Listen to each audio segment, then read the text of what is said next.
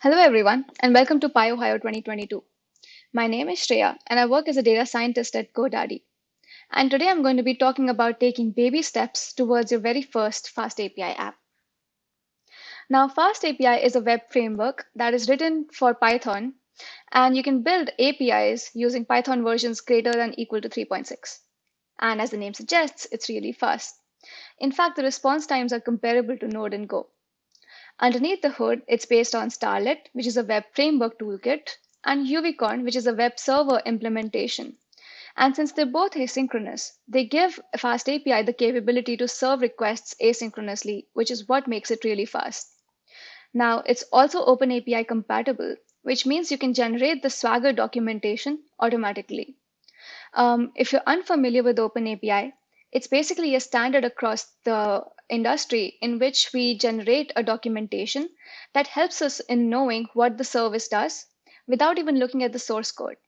If you just want to get an idea of the high level logic that the service supports, what endpoints we can use, and how to interact with that service, that's what the documentation helps us in knowing. Now, as a data scientist at GoDaddy, I write a lot of Python-based APIs. And in two major cases, I need to generate the Swagger documentation.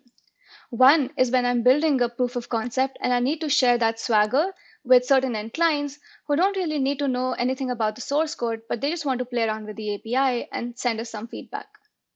In the second case, I want to deploy certain things to production, and we need to send this API design to our design specification team just to see that if it complies by certain standards. In any case, when I was trying to generate this Swagger in Flask, I ran into two major issues. One was that I had to change a lot of the boilerplate code. And second, that I had to install a couple of extra libraries. And that really bugged me because OpenAPI being such a common standard, I thought it should be easier to generate some sort of Swagger documentation. Now, there are other differences between FastAPI and Flask. FastAPI also supports asynchronous operations, which is what makes it really fast, as I just mentioned. And it also supports code autocompletion, and that is possible due to Pydantic. Now, Flask has been around for a longer time. FastAPI has just come into the picture. So which means that Flask is more stable, it has more documentation, and it has more extensions and libraries extending it. So let's dig right into it. Let's just start writing some simple endpoints. Now, I'm a huge Stranger Things fan, which means you'll see a lot of Stranger Things references in the upcoming code snippets. So let's say we want to write a function in which Vecna says hi to a person. Now we need to supply the name parameter because Vecna is going to say hi to that person. And here in the API endpoint definition, I write like persons, and then I supply the name here in curly brackets, which is very similar to the way we define strings in Python. Now, because it's part of our endpoint, we call it a path parameter. Now, let's say you also want to declare this name to be type string. You can declare that here, right in the function definition. And also note that you need to define these functions as asynchronous.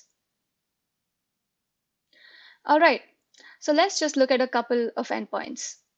So here is our first one in which we're supplying name.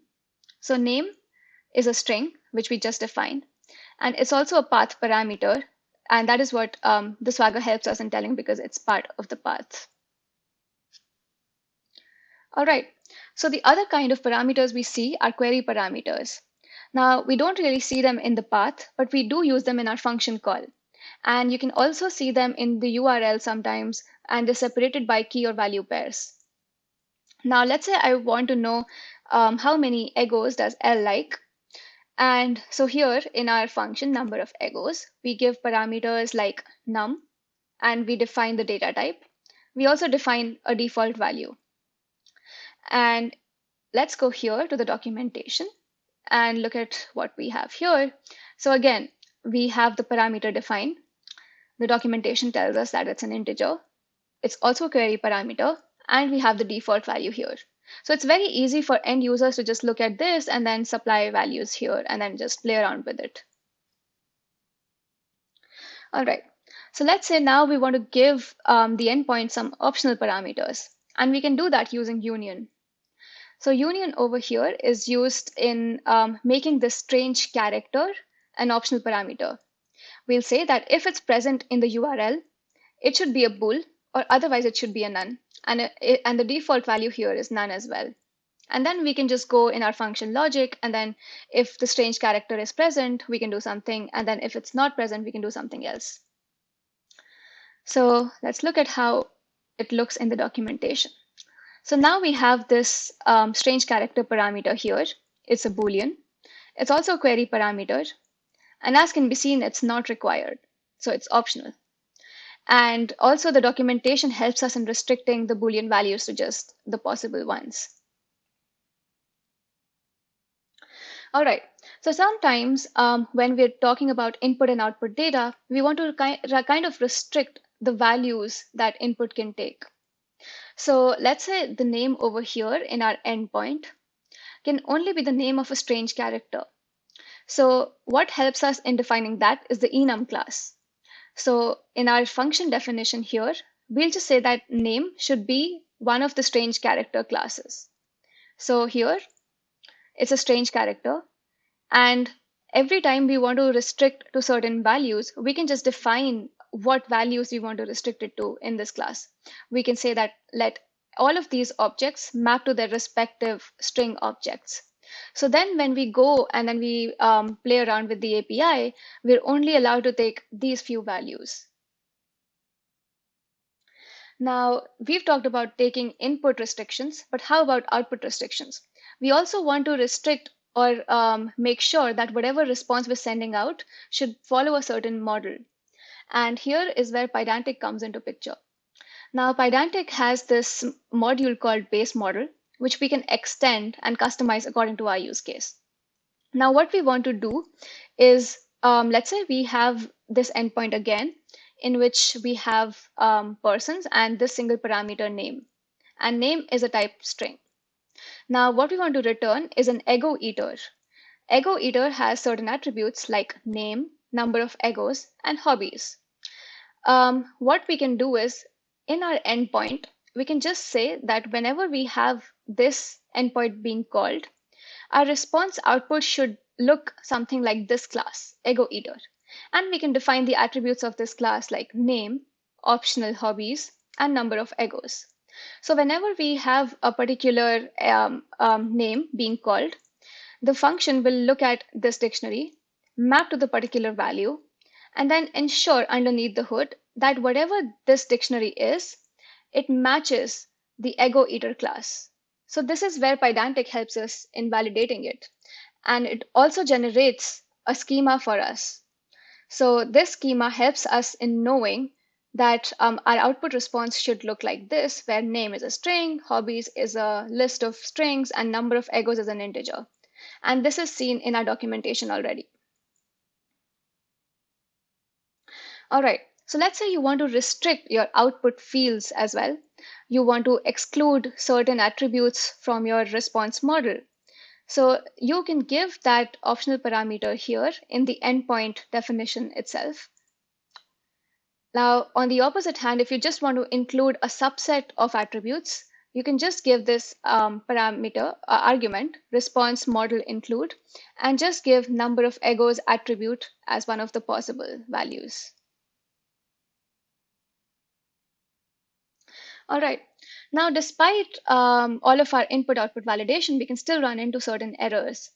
Now, in the older example, we were taking the case of a name, and that name was a string. However, when we looked at our dictionary only had certain values.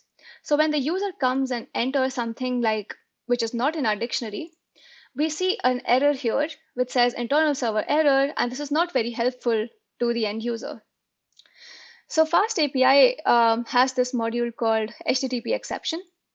And every time we know or we're aware that what error can occur, we can raise this HTTP exception according to our use case. For example, here, if our name is not in our dictionary, we can just send out a 404 and send out a more helpful message saying that strange character is not found. All right. So in a lot of the cases, we also need to log our requests to a particular file so that later we can debug. We want to know how many queries our endpoint is serving. We want to know what endpoints are being called the most. So basically, logging helps us in knowing all of that. So if you're familiar with Python-based logging, we often define a formatter, which is our formatting logic. We can also define a file in which we're going to log all of our requests to. However, the main logic for FastAPI comes through middleware. Now, middleware is a piece of function which runs with every request that is incoming on our service. And every time we want to send the response out to a particular call, we run this middleware before that. So basically, every time we want to log every request, middleware is going to help us in that. So we can define our decorator here.